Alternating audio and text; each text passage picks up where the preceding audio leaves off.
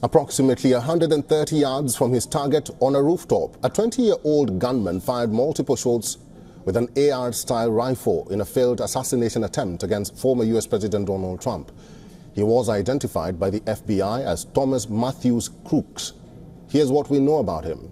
Crooks hailed from Bethel Park, Pennsylvania, a relatively affluent, predominantly white suburb of Pittsburgh, located 42 miles away from Butler, where the assassination attempt took place. The county voter records listed Crooks as a registered Republican, but interestingly, at 17, Crooks made a contribution to Act Blue, a political action committee that raises money for Democratic candidates. So while Trump's shooter was registered Republican, he also turned out to be a Democrat donor. And not just that, Crooks worked as a dietary aide at Bethel Park Skilled Nursing and Rehabilitation Center and was responsible for delivering food to the facility's residents. The shooter graduated in 2022 from Bethel Park High School. The ceremony posted online shows him with glasses in a black graduation gown and posing with a school official. He was handed a $500 National Math and Science Initiative Star Award during his graduating year.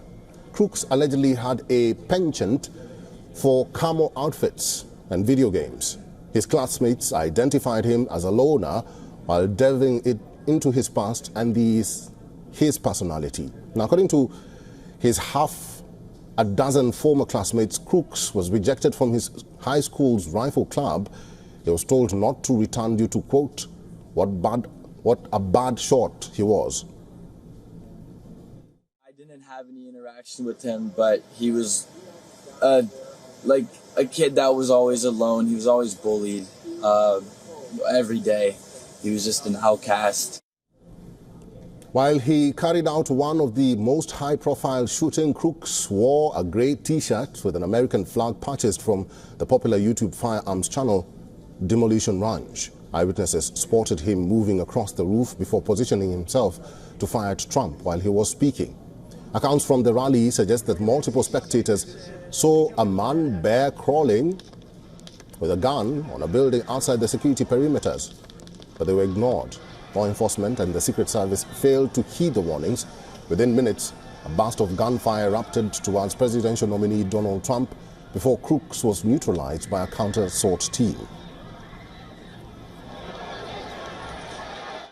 I was about 70 yards from the stage. It was shock and despair. You think it's a nightmare. Everything's going in slow motion. You hear the shots, and there were 13 of them. The chaos, the scrambling. It took about 2 minutes till we found out that he's going to be okay and that they had shot the shooter. So there was a huge relief there. Authorities say that the gunman acted alone and that they're still investigating the motive behind the attack.